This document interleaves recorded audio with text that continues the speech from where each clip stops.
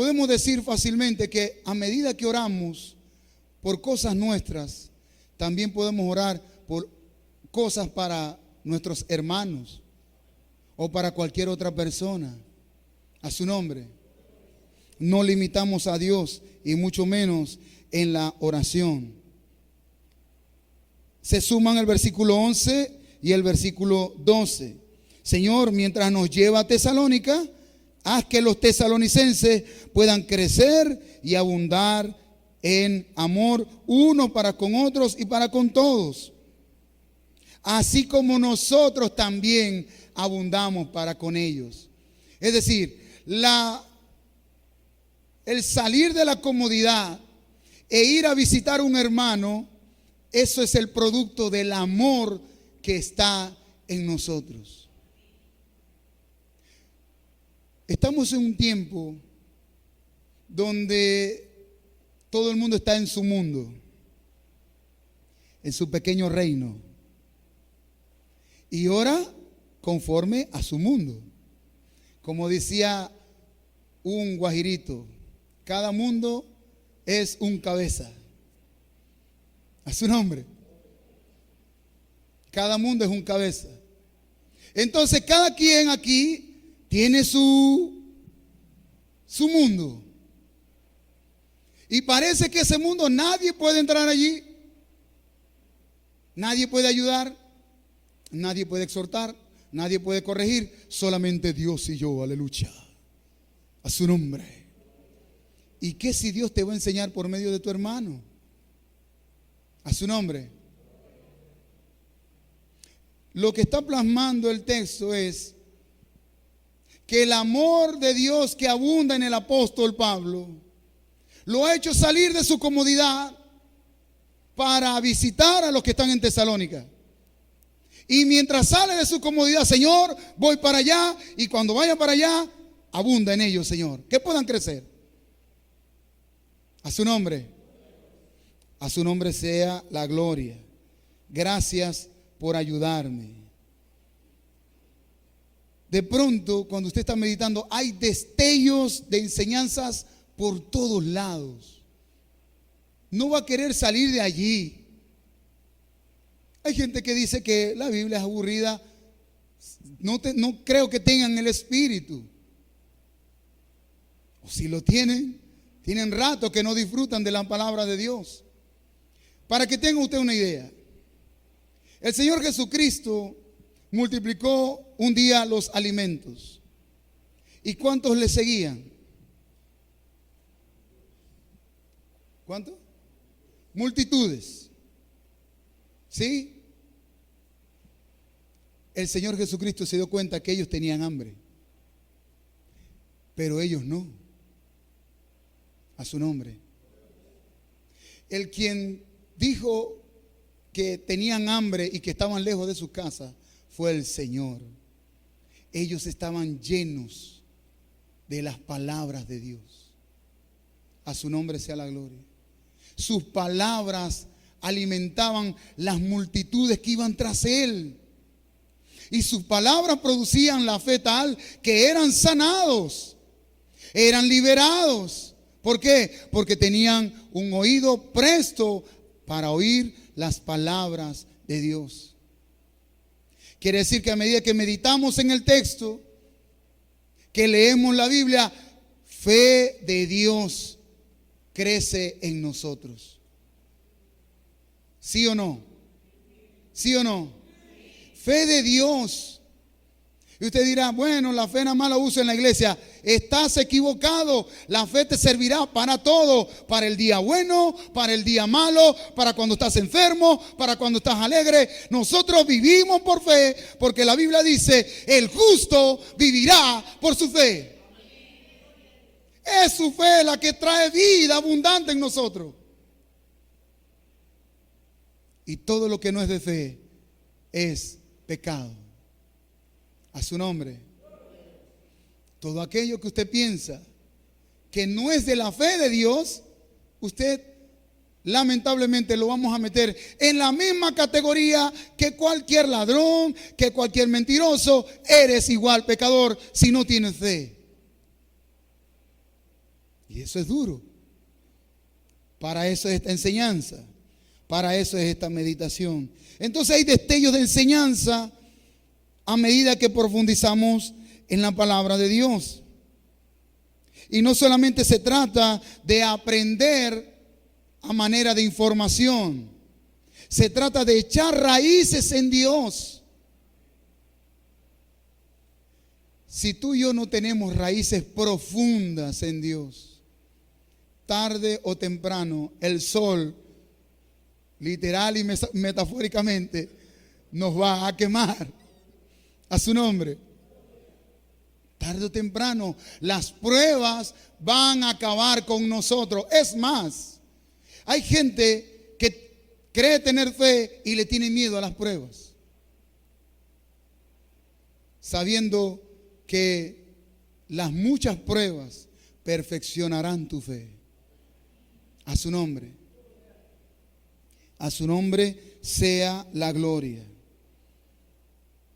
Necesitamos echar raíces en las palabras de Dios, echar raíces en los mensajes de Dios, en la meditación de la palabra de Dios. Versículo 13 dice del capítulo 3 de Primera de Tesalonicenses: para que sean afirmados vuestros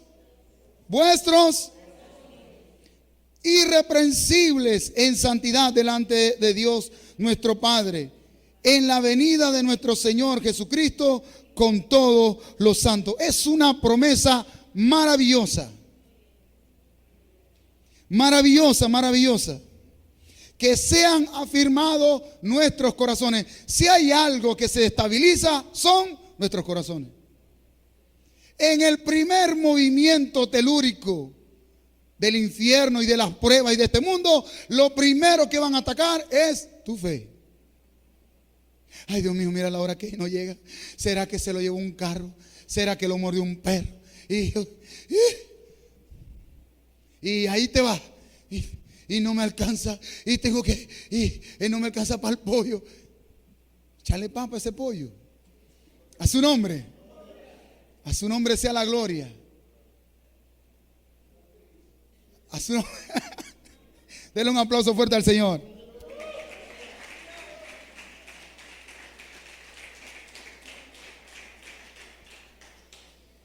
Una promesa maravillosa en el versículo 13.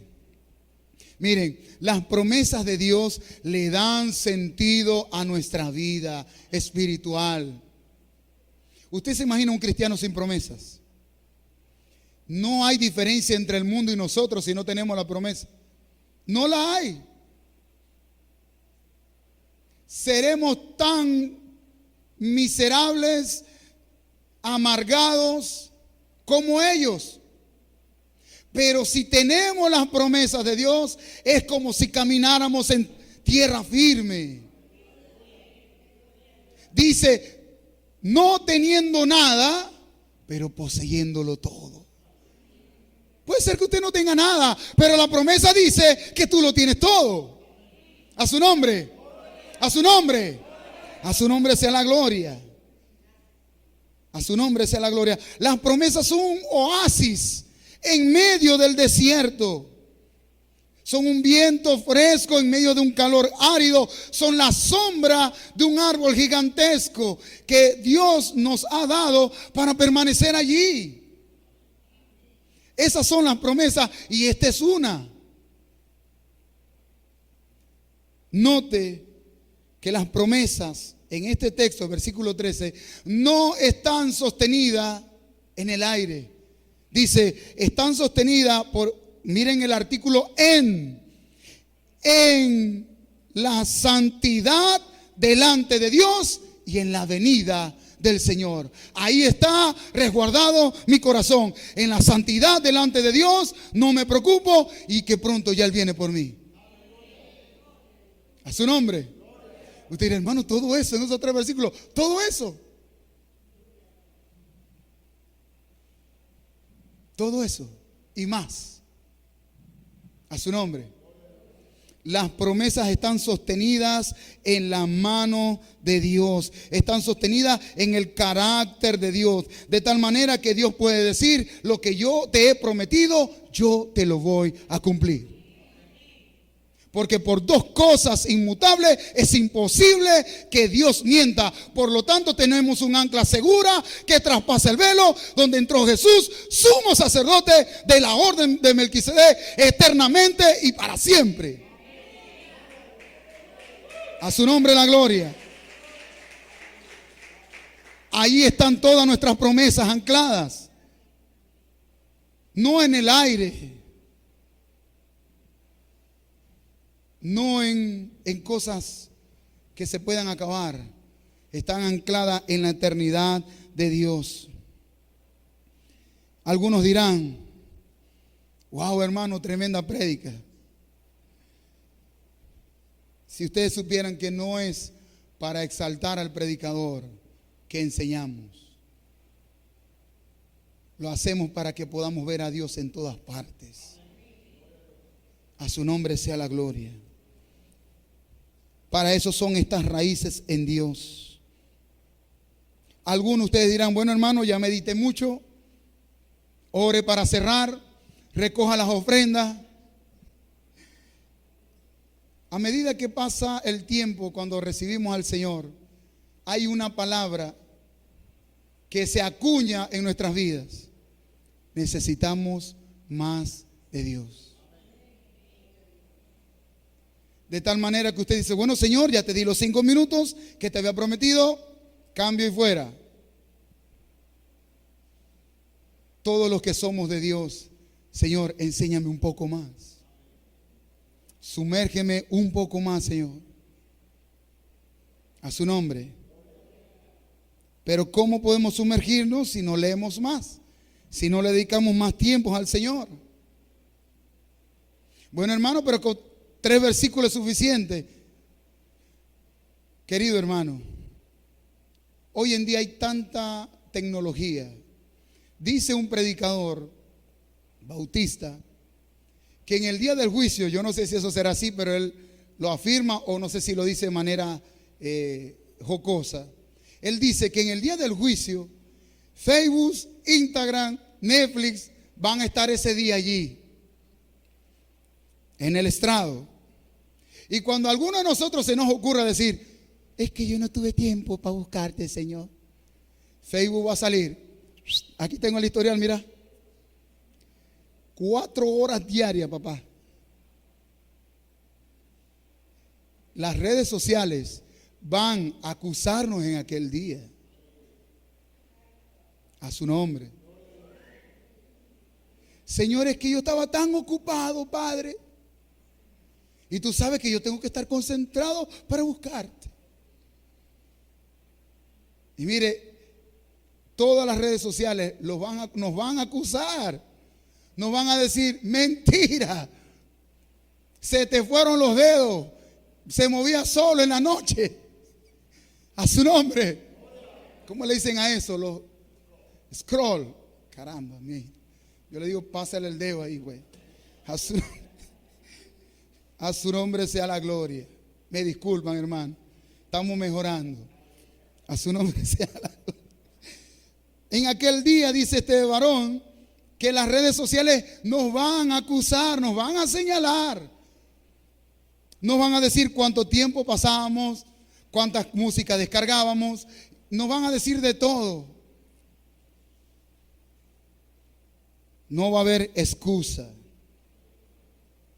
Primera de Tesalonicenses, usted lo puede escuchar en 11 minutos. 11 minutos.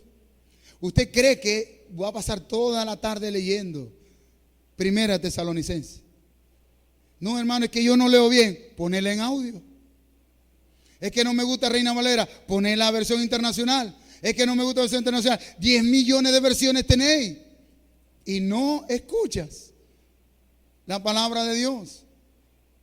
A su nombre. 11 minutos 16 segundos para que sepan. Entonces, yo quiero entender esos 3 textos. ¿Qué debo de hacer? Leer el libro completo. Y usted ya ve muchos que están así. Todo el libro, hermano. Sí, hermano. ¿No lo quieres leer? Coloque un audio y escucha la palabra de Dios. Y el Señor ha determinado que por medio de su palabra Él te va a enseñar. A su nombre sea toda la gloria. El siguiente punto a la hora de meditar en el texto es lo que yo llamo la santa inquietud. No la santa inquisición, por si acaso. Santa inquietud. Sí. Es como una porción de la Biblia que mueve tu ser. Que te paras y piensas en eso. Trabajas y piensas en eso. Y hay una inquietud santa en nosotros de poder sumergirnos más en el texto. Y de tal manera que ya no vamos a leer 3 versículos, ahora vamos a leer el libro completo. Entonces yo digo, bueno, ¿por qué está este texto aquí? ¿Qué pasa? ¿O qué pasaba alrededor de eso?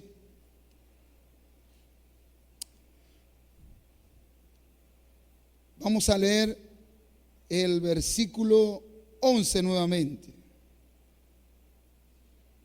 Perdón, versículo 13.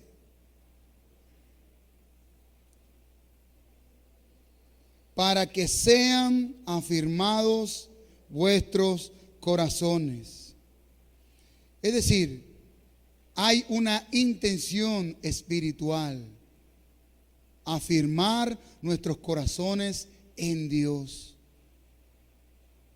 Y cuando yo meditaba en estos 3 textos, hubo una palabra que inquietó durante varios días. Y era la palabra dirección. Cuando el apóstol Pablo, versículo 11, dice que nuestro Padre y nuestro Señor Jesucristo nos dirija a vosotros. Y yo preguntaba, pero bueno, ¿será que no sabe dónde está la iglesia? ¿O será que se perdió del mapa? Porque si usted piensa un poquito y medita, la carta fue escrita después que la iglesia está establecida. El apóstol Pablo está en otro lugar y luego que estableció esa iglesia, quiere volver a visitar a la iglesia. Pregunta, ¿será que el apóstol Pablo no sabe dónde queda? ¿Habrá que buscar un GPS? ¿Será que no sabe dónde queda la iglesia que está en Tesalónica? ¿Por qué está pidiendo al Señor que los dirija? ¿Por qué quiere una dirección? ¿Para qué quiere una dirección si Él sabe dónde queda? Pues respuesta, no es una dirección natural, es una dirección espiritual. A su nombre. A diferencia de la dirección natural, la dirección espiritual tiene que ser movida por el Señor, tiene que ser guiada por el Señor. Nosotros vamos a una dirección secular y tenemos alguna referencia enfrente a tal parte, enfrente a esto, diagonal a esto, segundo semáforo, calle número tal. Pero en el mundo espiritual no es así. En el mundo espiritual es una dirección direccionada, valga la redundancia, por el Señor. Es Dios quien nos guía, es Dios quien nos dice con gran exactitud dónde es que tenemos que hacer las cosas. A su nombre. Entonces, meditando y leyendo todo el libro, encontré un texto que le brindó gran luz a esa palabra que inquietó mi corazón, que es la palabra dirección. Vamos a leer Primera de Tesalonicenses, allí mismo, capítulo 2, versículo 17 y 18.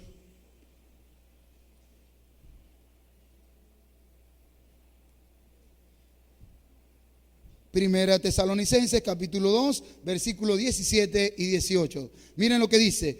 Pero nosotros, hermanos, separados de vosotros por un poco de tiempo y de vista, pero no de corazón. Esto es una dirección espiritual. ¿Sí o no? No lo vemos, no los veo a ustedes, mis hermanos. Estamos separados en tiempo y espacio, pero no de corazón. Es decir, que esa dirección que está pidiendo esconde algo mucho más que una simple dirección natural. A su nombre. Vamos a leer el 18. Por lo cual quisimos ir a vosotros, yo Pablo, ciertamente una y otra vez, pero Satanás nos estorbó. Si hay alguien que quiere intervenir en la dirección espiritual de la iglesia, ese es Satanás. La dirección espiritual era afirmar a la iglesia en sus corazones. ¿Y qué hacía Satanás? Colocar trabas, estorbar el fluir y el plan de Dios. Yo le voy a decir algo, hermano. Tú puedes tener el mejor plan de Dios que te haya revelado, pero ese plan tiene una fecha de guerra y de batalla desde ahora hasta que se culmine. A su nombre. Olvídate que vas a caminar y no te va a pasar nada y el enemigo se va a quedar quieto. Como yo no me meto con él, él tampoco se mete conmigo. Error. El enemigo odia el plan de Dios. Lo odia, lo aborrece. Y si tú te metes en el plan de Dios, él te aborrece a ti también. Estaban dispuestos a ir a Tesalónica. Y no una vez, varias veces. Varias veces. Y dice, Satanás me estorbó. Vamos a leer otro texto. Capítulo 3 del mismo libro de Tesalónica. Primera de Tesalonicenses. Versículo 5. Por lo cual también yo, no pudiendo soportar más, envié para informarme de vuestra fe, no sea que hubiese tentado el tentador y que nuestro trabajo resulte en vano. ¿Ya ven la inquietud del apóstol? Sí la están viendo, ¿verdad? ¿Quién lo han visto? La inquietud es, Dios siempre es un Dios de ganar, ganar. Él es glorificado y Él te bendice. Pero a alguien no le interesa que tú ganes en el Señor. Y ese es Satanás. Él es experto en bancarrota espiritual. Experto en bajarte los ánimos hasta el piso. En convertirte en el hombre y en la mujer más desdichado. Que todo lo que tú has ganado en el Señor, todo eso tú lo eches un día para la borda. Ese es Satanás. Y trabaja 24/7. Por eso el apóstol está orando. En cierta forma no está pidiendo una dirección como quien ubica, está pidiendo que el Padre creador del cielo y la tierra rompa todas las cadenas de Satanás. Está invocando el señorío de Jesucristo nuestro Señor. Señor, direcciónanos, porque Satanás quiere estorbar y está estorbando. A su nombre. A su nombre sea la gloria. Al ver estos textos empieza a recobrar sentido este aspecto espiritual. Miren, Satanás está interesado en que tú te desconectes con Dios tremendamente. Que tú no sepas nada de Dios, que no lees la palabra de Dios, que seas el mismo que era antes. Ese es Satanás. Porque él sabe que si tú y yo nos alineamos con el Señor, las pérdidas van a ser de Él. Van a ser de Él y no de nosotros. A su nombre sea la gloria. Por eso el apóstol invoca a Dios Padre, al Señor Jesucristo, para que destruya los obstáculos espirituales. Para que destruya los obstáculos espirituales. La vida cristiana no es que usted se tropezó con una silla mal puesta. Hay gente que de pronto se cae o se tropieza y se malicia del diablo. Me tropecé con esa silla la puso el diablo. El diablo está más interesado en que se caigan otras cosas más que una silla. A veces se partió el teléfono en la pantalla. Ese es el diablo que partió la pantalla. Malicia del diablo. Puede ser que sí. No sé. Pero al enemigo le interesa más destruir las cosas que Dios ha formado en nuestras vidas. Las cosas valiosas y eternas que están en nuestro ser, que son de Él. Esa es la obra de Él. A su nombre. Ahora, para culminar, ya que usted me ayudó a meditar un poco, no se asuste, no voy a predicar más. Solamente voy a tomar 2 textos. Porque usted a lo mejor dirá, bueno, hermano, usted está hablando de muchas cosas, ya el Espíritu Santo me está enseñando. Lo felicito, hermano, lo está haciendo muy bien y realmente no es la intención de la enseñanza. La intención de la enseñanza es que usted pueda ver cómo es que Satanás estorba. Lo interesado que está él en estorbar tu vida, tu casa, tu familia, tus hijos, tu proyecto, todo. Y voy a dar 2 textos para que usted vea con esos ojitos bonitos que usted tiene y usted mire el texto y diga, así es que estorba él, ¿ve? Ya lo tengo en la mira. A su nombre.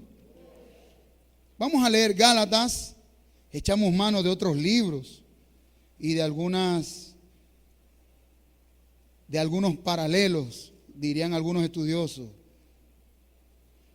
Vamos a leer Gálatas, capítulo 5, versículo 8. Dice de la siguiente manera.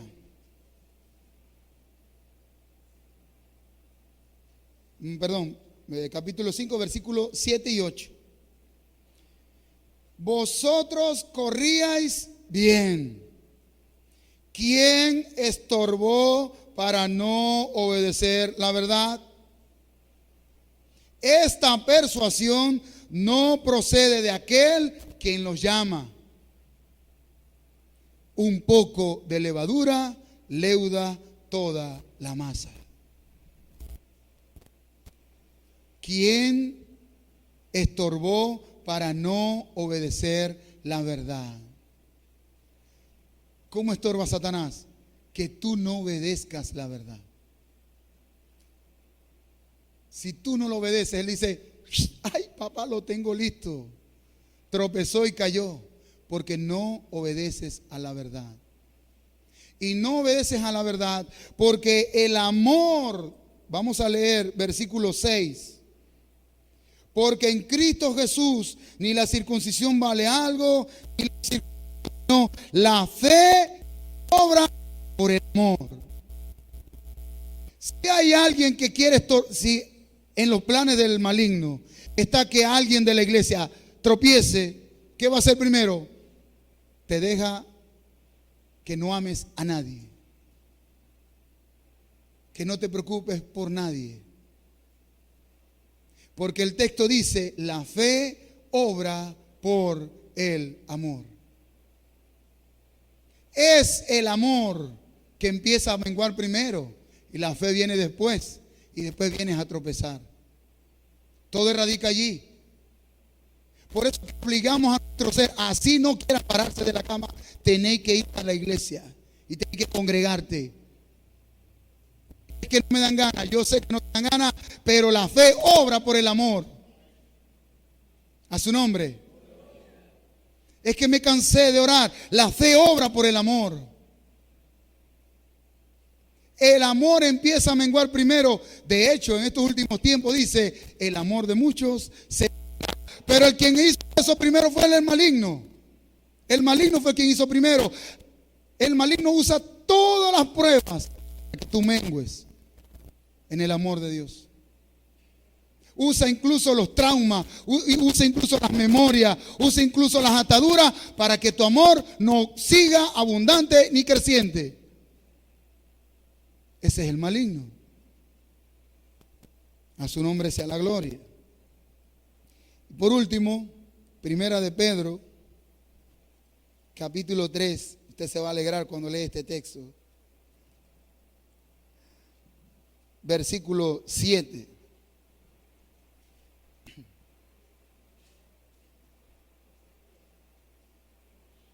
Dice de la siguiente manera: vosotros maridos, igualmente vivid con ellas sabiamente, dando honor a la mujer como a vaso más frágil y como a coherederas de la gracia de la vida, para que vuestras oraciones no voy a hablar de matrimonio, pero voy a tomar los principios. No miren las esposas, por favor. No le hagan así, disimulen. Voy a tomar los principios bíblicos que se mueven en la esfera matrimonial y la vamos a aplicar en lo que ya hemos aprendido acerca del estorbo de Satanás. ¿Qué quiere decir eso? Maridos, igualmente vivid con ellas sabiamente. Es decir, para que tú no tengas estorbo, tú tienes que comprender, ver las cosas como Dios las ve. El error que cometemos, y el enemigo se aprovecha de eso, es que nosotros estamos acostumbrados a ver las cosas como nosotros creemos y no como las ve Dios. Que la mayoría, el 99% es muy distinto a lo que nosotros vemos. Muy distinto. El marido, para que sus oraciones no tengan estorbo, él tiene que conocer a su esposa.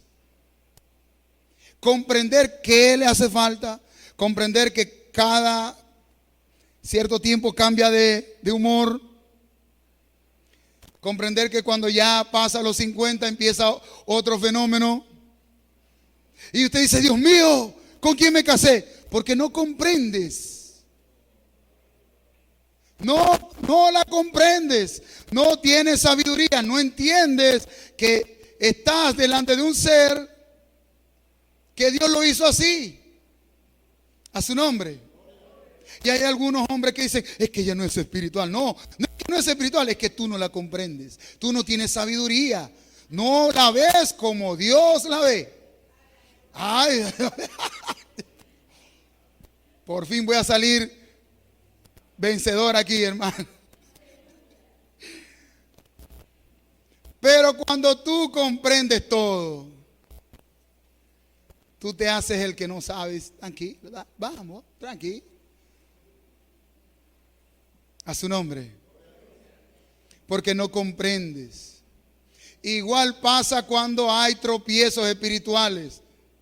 Dios mío, ¿por qué estoy en esta empresa? El jefe está endemoniado y me pone a trabajar todos los días. Tú no comprendes todavía. A su nombre. Y lo peor, que hay gente que para comprender, Dios tiene que procesarlo de una manera extra. ¿Por qué? Porque no dispone su corazón a entender realmente cómo funcionan las cosas. ¿Por qué la mujer tiene que sujetarse al marido? Mi alma, y yo no voy a sujetar, porque yo hago de todo.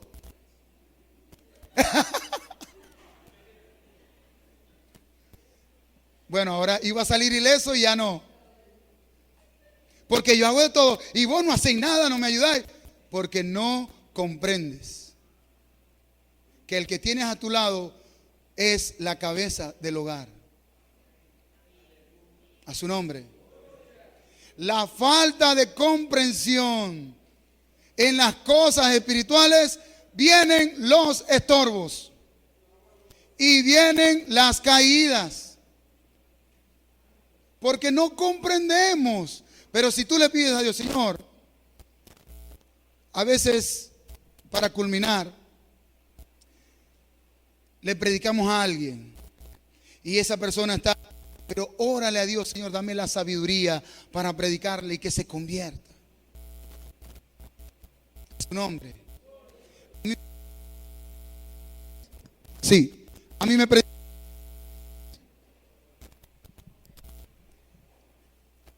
¿Y cómo me convertí? Me llamaron a jugar un torneo de básquet. Me llamaron, veniste para acá. Y ahí poquito a poco, y a lo que vine a ver, ya estaba sentado en la iglesia. Como un video de una palomita por ahí, que se asomaba un huequito y ¡blu! ¿Por qué? Porque nosotros tenemos que tener esa comprensión. Tenemos que tener ese discernimiento, comprender las cosas. ¿Para qué? Para que no vengan los tropiezos. El apóstol Pablo, en un caso que estuvo en 1 Corintios capítulo 6, el muchacho se acostó con la madrastra, fue un escándalo.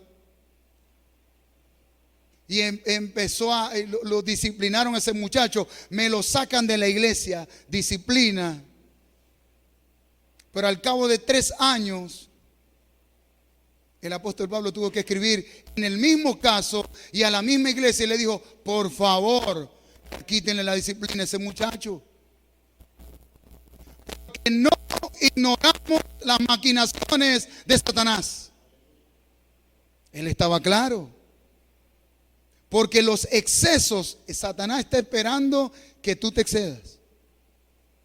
Que no sea lo justo, sino que te exceda. Que hables de más, que digas cosas de más, o que seas pasivo y no digas nada.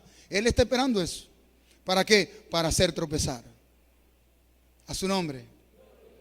Ahora, como ya usted me ayudó bastante,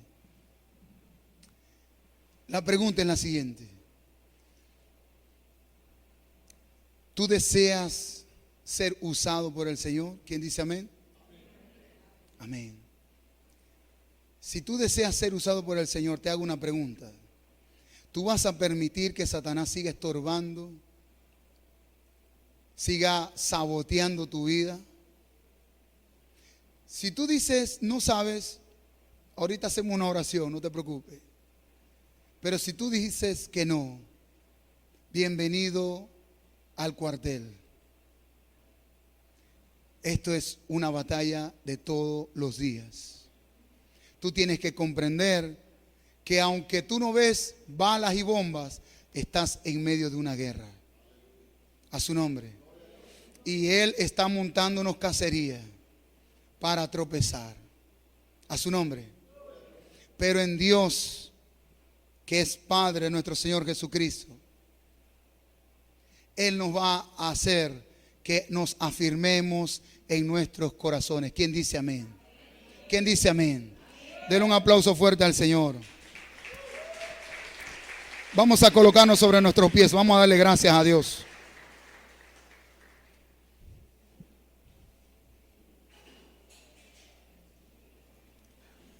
Agarra tu mano derecha, y colócala aquí, en tu corazón. Bueno, si no late, aquí hay muchas enfermeras, no te preocupes. Pero si está latiendo, usted está vivo. Gloria al Señor. Pon tu mano derecha en tu corazón. Esa es simbología de sinceridad.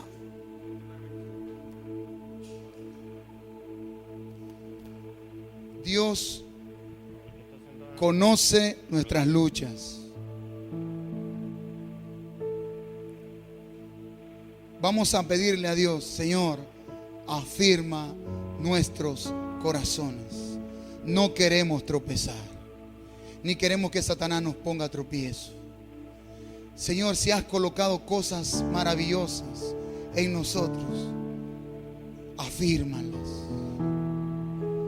Y vamos a pedirle al Espíritu Santo que afirme esa promesa que te ha dado. Un ministerio, un emprendimiento, un don, una operación. Vamos a pedirle al Espíritu Santo, afirma nuestros corazones. Es una gran promesa.